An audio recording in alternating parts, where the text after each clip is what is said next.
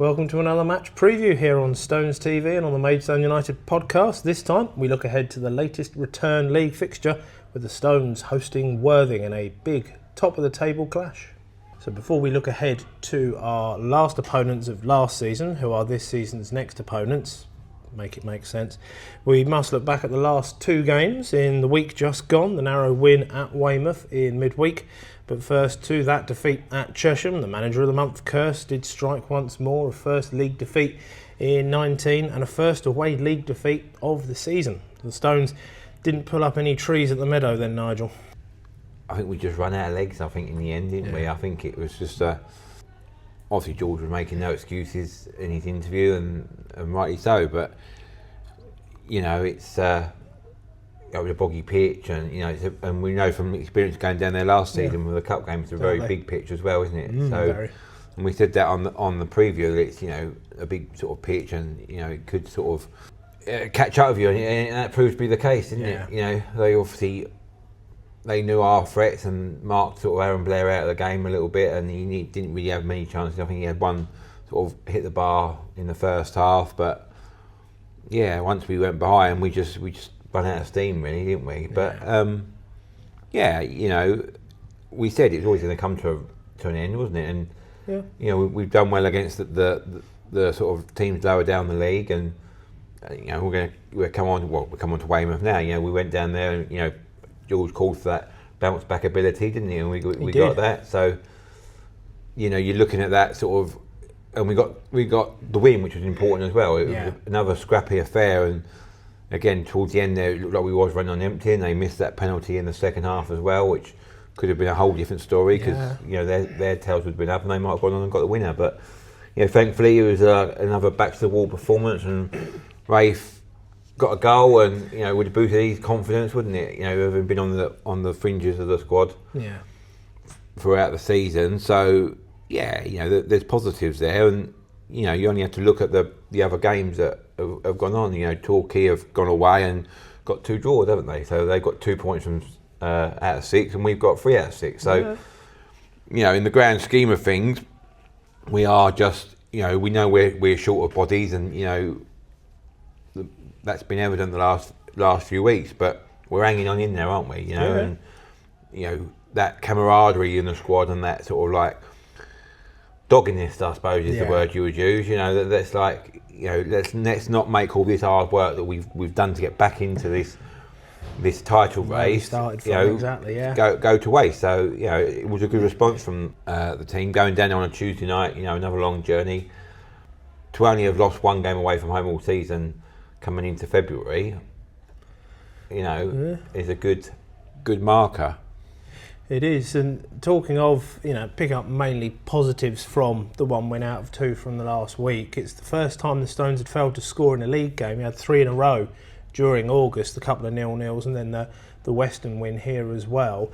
Couple that with the fact that once the Stones were 1-0 up in that first half at Weymouth, there wasn't too much change impetus possibility for the Stones. I mean, I personally thought that Shaq starting at Chesham, from a bench perspective, it did look like all the eggs were in the starting lineup basket per se. Yeah, exactly. So what I'm getting at is, it does look like reinforcements are needed. There does need to be that extra punch from off the bench, because at the moment there's a lot of young midfielders who are hungry, and they have made impacts in games, and they've been brilliant when they've started as well. But it's that forward line, not just Shaq. It's having others. You know, Pierre's been talked about in the media earlier this week as well. Players again on the fringes that could come in, or you know, most people online are saying we do need 1 or 2 new bodies in there just to take a bit of the pressure off, especially with these 2 games we're looking at, these next 2 videos, 2 games in just over 48 hours. You know, 72 hours for the previous 2 games we're looking at.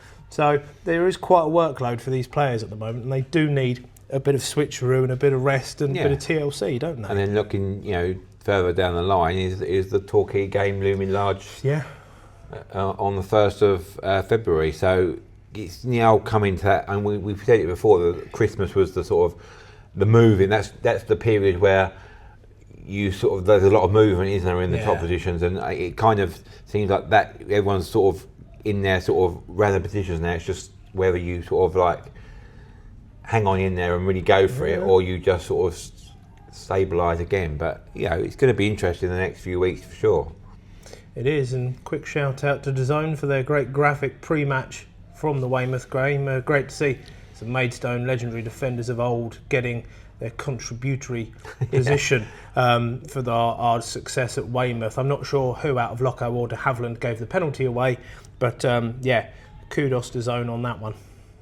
Now for those transfers in and out of Worthing since last we played down there in October. Taylor Seymour injured one knee last season while at Burgess Hill, and at the end of October managed to injure the other one, so he's unavailable for the rest of this season. Veteran midfielder Kane Wills left for Dubai earlier this month. St Albans defender and club captain Joe Partington signed before Christmas for Worthing. Forward Bailey Smith was on loan for the first half last season and joined again on a free last month.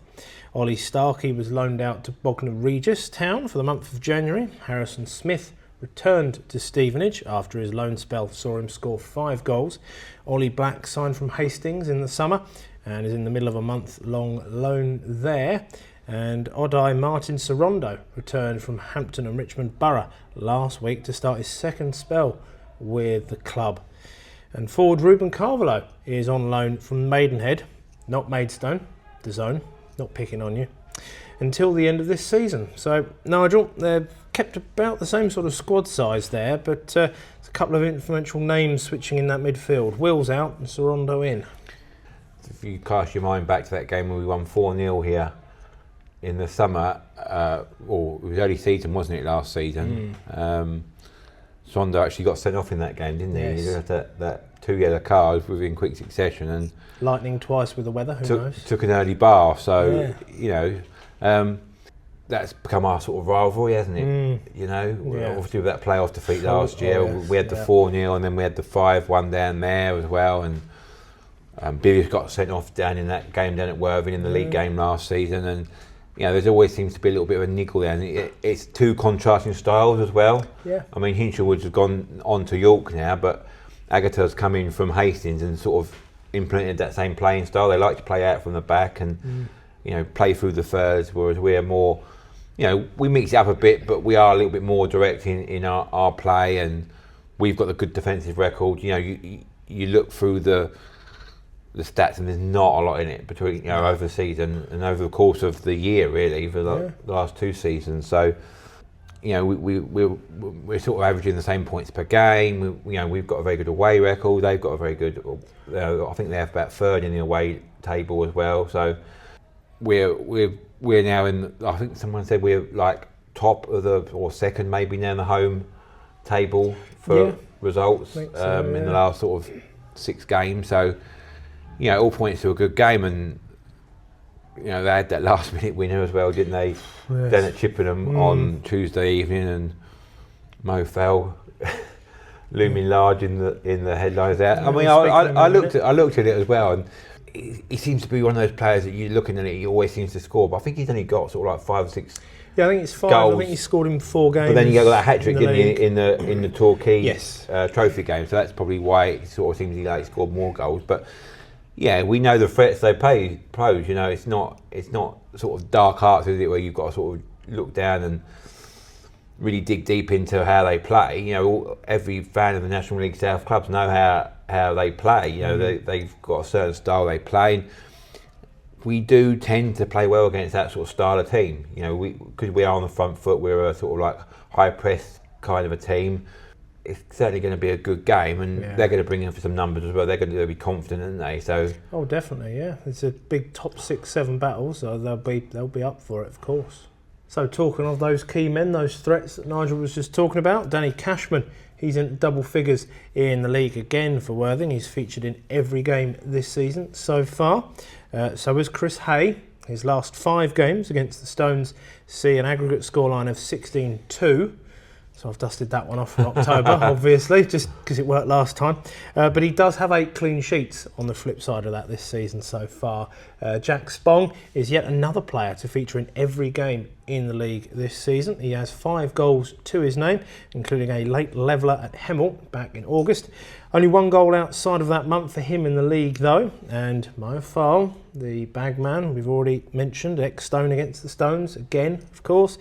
That 26-minute hat-trick in the FA Trophy against Torquay early this season, a double at Chippenham on Tuesday, so a Moan in farm.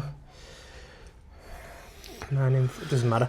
So Nigel, as you would expect from Worthing, plenty of goals and entertainment in almost every game that they play. Yeah, exactly. I mean, I think we was on commentary at St Albans on the opening day of the season, wasn't we? And we did wonder how they would get on, having sort of changed their manager over the close season, and I think it was another 5-4 game or something crazy like that, wasn't it? Yeah. So we're like, and they've carried on in that vein. They are the great entertainers, and probably along with Dorking, they've scored a lot of goals, they conceded a lot of goals, but as you say, they have sort of tightened up a little bit recently, and I think they've kind of adapted the way they play, so they can still be potent, but just sort of tighten up at the back. So again, it's just going to be sort of like the clash of the two sort of styles coming together, isn't it? And who can impose their style on the other team and get the point. I suppose a draw in the grand scheme of things wouldn't be a bad result.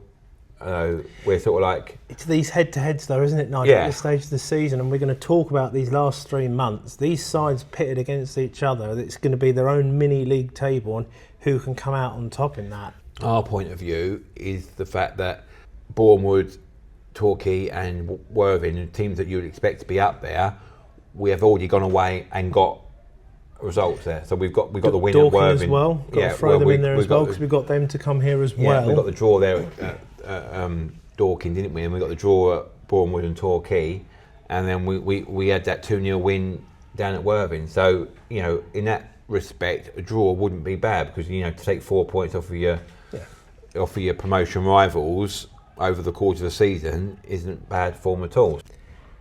So form, since we last played in October, Worthing have made it to the last 16 of the FA Trophy, where they will host Rochdale in the next round. They seem to have a lot of northern sides coming down to their patch in the FA Trophy this season, except Torquay, obviously, granted.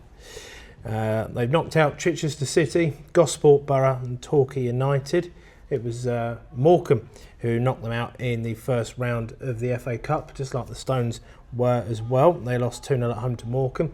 They've played 17 league matches since our last head-to-head, 11 wins, 4 of which were on the road, 3 losses all away and 3 draws. So Nigel, they're really not stopped from last season, as we've already mentioned. They've cemented themselves as a top 7 side in National League South. They're unbeaten in 10 at home since we visited them, but they haven't travelled as well as their league position would suggest maybe. But again, Tuesday, true Worthing fashion, they obviously got themselves a needed away win there at Chippenham, didn't they? Yeah, I think they were back-to-back now in their away victories, so yeah, they're going to be coming full of confidence, aren't they? And like I said before, they're going to come looking for a little bit of revenge, and they're going to come, knowing that it's a good sort of marker for any potential playoff game, because all scenarios within that top 7, if any team makes it, like you say, there's only sort of a few points separating the top 6 or 7 teams. Yeah,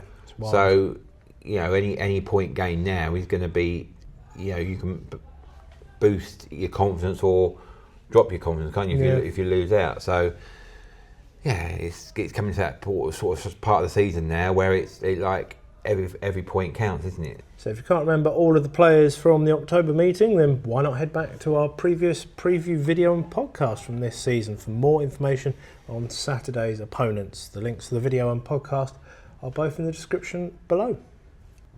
So if you can't make it to the Gallagher on Saturday, be sure to tune in to myself and Fred Atkins from 2:40 on Stones Live. You'll see us on the hot take and hear us on the highlights once they go online. So after a couple of away games in the last week with contrasting results, the Stones return home for another top 7 clash. Big game with a big opportunity for the Black and Amber Army. Netherdull, against Worthing, as we've just been discussing. Really, genuinely, as always, looking forward to this one. Our thanks, as always, to you for watching or listening to the latest preview. Like and subscribe on YouTube, and wherever you get your podcasts, just search for that Maidstone United podcast. See or hear you for our next preview, ahead of the away league game at the C word, Chelmsford. And as always, come on, you Stones!